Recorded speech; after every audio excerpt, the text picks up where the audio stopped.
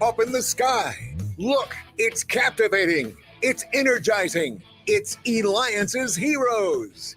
Eliances is the destination for entrepreneurs, investors, CEOs, inventors, leaders, celebrities, and startups, where our heroes in business align. Now, here's your host flying in, David Kogan, founder of Eliances.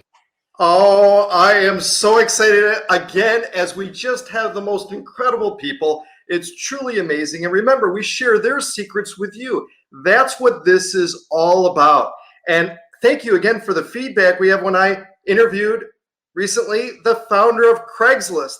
And we also had the founder of Angie's List. Bring those two together. Listen to the magic. Make sure you go to Eliances.com, Eliances.com. It is the only place where entrepreneurs align. I have one word for you today, and that's flower. Two words. What about flower and flowers? Well, you're going to hear some amazing story today because I'm so excited. We have with us today Jim McCann. He is the founder and chairman. Are you ready for this? 1800Flowers. I think everybody in the world knows it. I remember it for sure. Easy to remember. And he grew this to become one of the world's largest floral and gift provider. Are you ready for this? With over $2 billion in sales. Welcome to the show, Jim McCann. David, how are you today? Excellent. All right, I'm going to throw that one word to you. What does the word flower mean to you? Well, remember, I'm in the kitchen, so it means a lot of different things to me. But at the end of the day, it's a magical way for people to express themselves and connect to all the people they care about in their lives. And it's interesting because, right, somebody, to bring joy to somebody, right, they give gifts of flowers.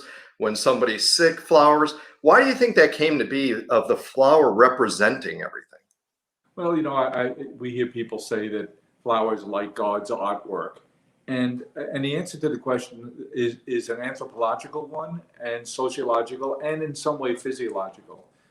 Beauty does cause our brain synapses to behave differently. Fragrance causes the same kind of reaction. But if we look back and we've tried to understand how the tradition evolved, and it goes back to Neanderthal man. I mean, we have evidence that the Neanderthal man was buried in ceremonies that included flowers as part of the rituals. So it's back even before I was born. How did you go about picking, though? I mean, you could have, you would have been successful with anything that you picked. 1-800, fill it in. You would have been successful with it. I've read about your background, but what made you? How did you then end up picking flowers? I don't mean to give myself too much credit because it wasn't really a picking kind of thing, and pardon the pun on the picking flowers. But I've been very lucky, David. I've only had 2 career type jobs. I've done a lot of odd jobs. Worked for my dad, who was a contractor, and as a kid, and as a kid, Irish Catholic kid from Queens, New York, I had a genetic requirement to be a bartender several times in my youth. And that led me to meet a fellow when I was tending bar at night in Manhattan on the Upper East Side. He owned a flower shop across the street. And he was a customer who'd stay late into the evening. And as we were closing, he'd be the last at the bar. And we had a chat on a regular basis. And he told me, hey, good news. I'm selling the flower shop across the street because I have this new business idea. And I thought, flower shop, that's interesting. The neighborhood I lived in Queens had a flower shop on the main intersection corner. The guy seemed to be quite successful. It didn't seem to be rocket science. And it was a little serendipity. I had bought a building in a tough section of Brooklyn, fixed it up, and it just sold it. And I had about a $10,000 profit in that building. And I asked this customer of mine at the bar on that Saturday night, I said, how much are you going to be asking for that flower shop? Serendipity, he said $10,000. So I thought the stars are aligned. Maybe this is a way for me to get into a business that I could afford to get into, and one that seemed to me from the outside that I could be able to understand pretty quickly. So I didn't go looking for a flower shop. I was looking for a business of some kind and this happened to cross my path, and my receptors were up looking for an opportunity. So you take, again, one small Manhattan flower shop, but you grew it to billions of dollars in revenue. That's unheard of a flower shop. It is, and we were fortunate along the way. We went in with the intention not just to be good florists, which was first and foremost, but to build a business. So 6 months, now I had a full-time job in my first career, which was I was running a home for teenage boys. And I love that work, and it's in a not-for-profit world, and it really touched me, and I did that for quite a while. But we went into this flower shop idea with the idea of how do we build a business. So 6 months in, I opened up the second shop, and every 6 months I'd open up another shop, and then every 3 months, and then I had a whole lot of shops. And I discovered, David, not good planning, there was no real synergies of scale there. And so I had to rethink things. And so what we did is our DNA was to say, this could be done more efficiently and more conveniently for the customer. What technologies might change our business?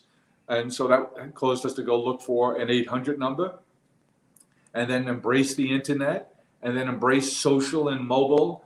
And now we call those waves: retail, internet, 800 number, social, mobile. And now the most exciting of all is using the tools of technology to mimic the relationships we had 40 years ago with the 40 customers who really made that Upper East Side of Manhattan flower shop go, but mimic those relationships using technology with the 40 million customers we have today.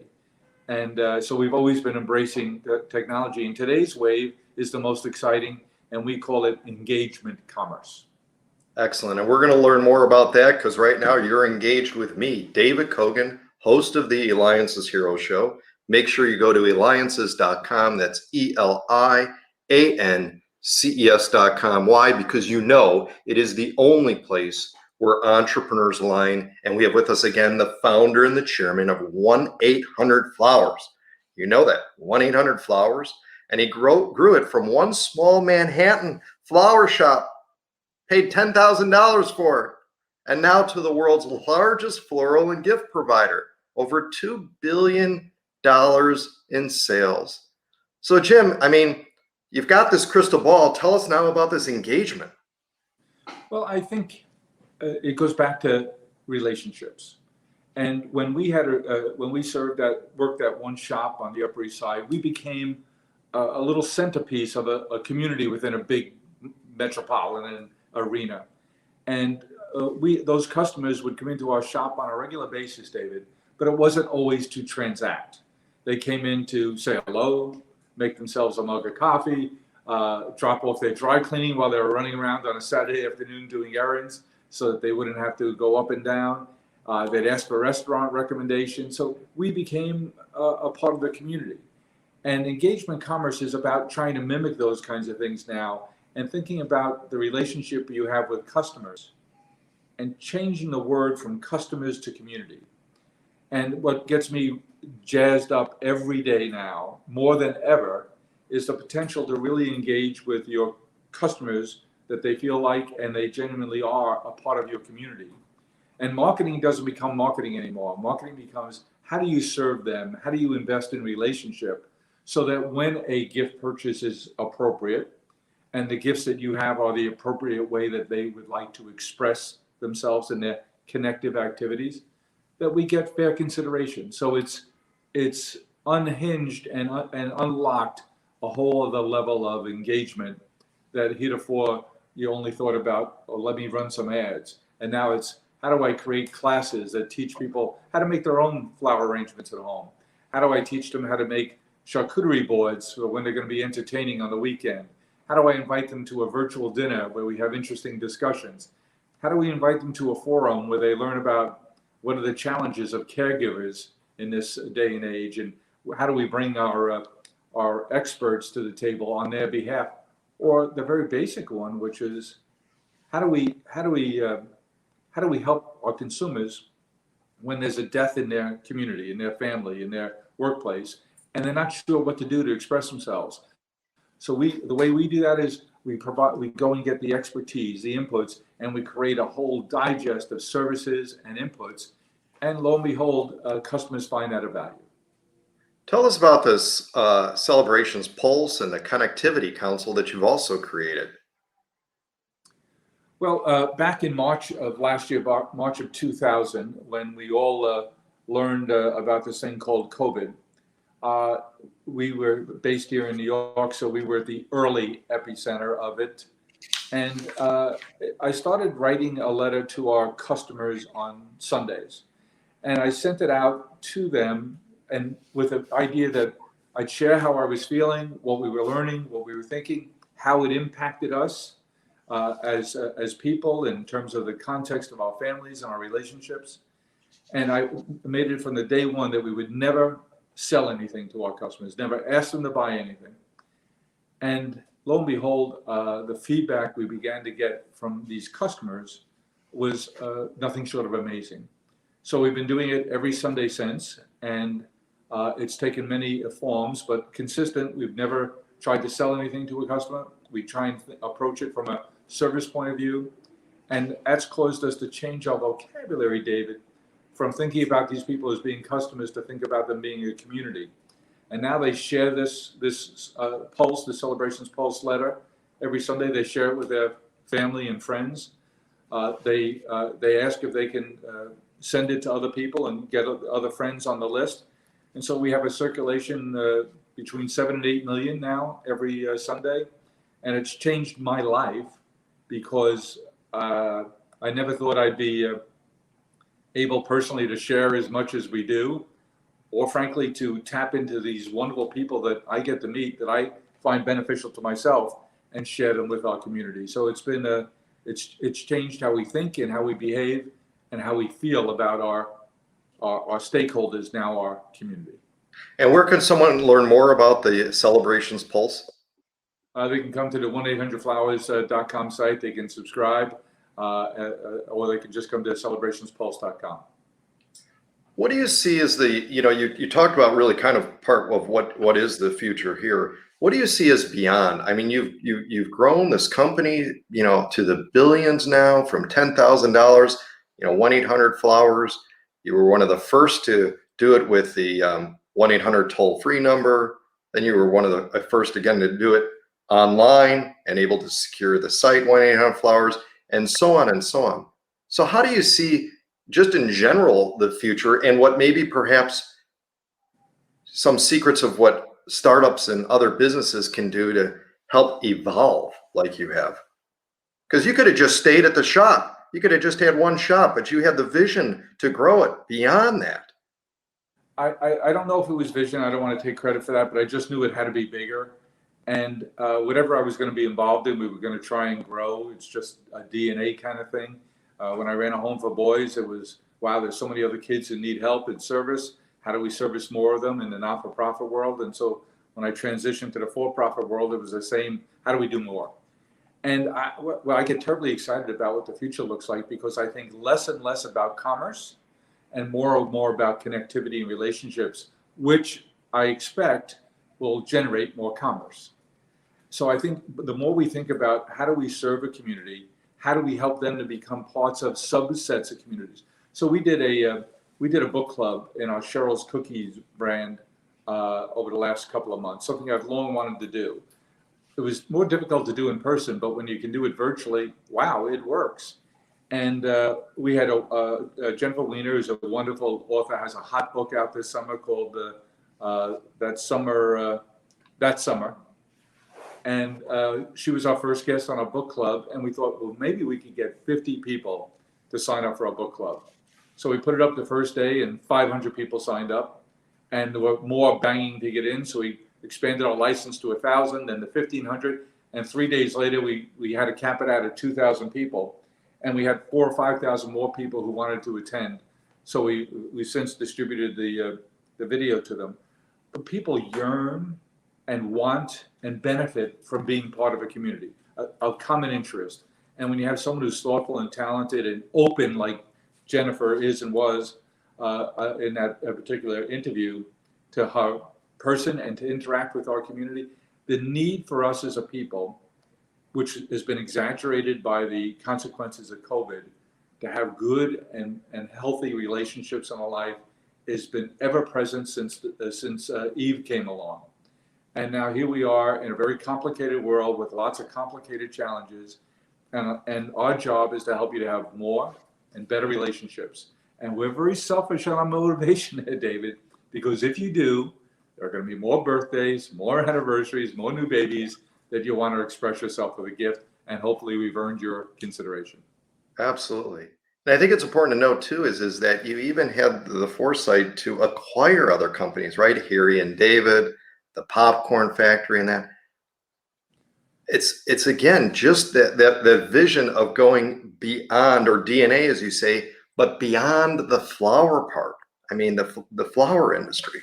I don't think we can take too much credit for that. We're just basic. Our customers, I always think of our business as that flower shop. And when people come into our flower shop, I want to merchandise it appropriate. And that merchandising scheme will change from spring to summer to fall, from Mother's Day to Father's Day to Christmas. So there's different merchandising. So what we've been doing is following our customer. What else would they like to use as a gift to express themselves with? And what companies are the best brands in those fields? And we either birth it ourselves, we build it from, we buy something small and build it, or we acquire it if it's like a Harry and David brand, which is iconic and serve their customers. And we had a chance a half a dozen years ago to buy that company. It had been on hard times, and go in there and say to the management team, who was awfully good, what do you need? And he said, well, we've been owned by financial investors for a long time, and we want to grow more. We want to plant more crops. So we're famous for our pears that we grow in Southwest Oregon. And now we have apples and kiwis and grapes and peaches. And so these are people who love the agriculture part of it.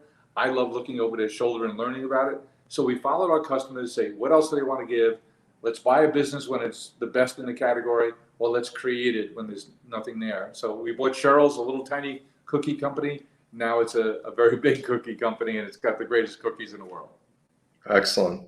We've got time for one more question, and this came in from one of our listeners and stuff, and I believe it to be important too, is what can parents do to instill that type of almost DNA? If it's not the DNA, what can they do to instill into their children to make a difference in their mark in the world, like you have so successfully and continue to do? That's an interesting and good question, David, and something I think about a lot. I have grown children and 6.5 grandchildren, and we have that conversation a lot around the house. And I didn't think my kids were listening when we talked about businesses and displayed our curiosity about how things work, but they were. I remember one of my heroes was a fellow named Zig Ziglar. And Zig is one of the great teachers and philosophers that I've ever come across. He's passed now, but I remember when the kids were in the car and I had those little cassettes playing, and they moaned every time I put in a Zig Ziglar tape. But lo and behold, they were listening. And several years ago, I was doing a speaking engagement with Zig Ziglar, and I invited him over for dinner. And it was one of the pinch me moments as a dad in my life, because my kids are sitting around the table with the man himself, Zig Ziglar, having this wonderful dinner late into the evening, and they were recounting Zig Ziglar stories to Zig.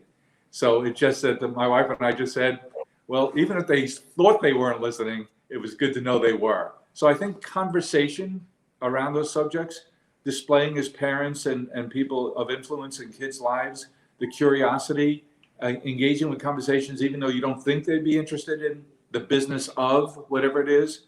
I think it's exposure, it's conversation, and rewarding curiosity. Well, excellent. I mean, Jim, you bring beauty into the world. You give back to those struggling with health issues in the form of non-judgmental support. You've created Celebrations Pulse. You're doing a tremendous amount for the community. That's a hero. Jim McCann. You can reach him at 1800Flowers.com. This has been David Kogan with the Eliances Hero Show.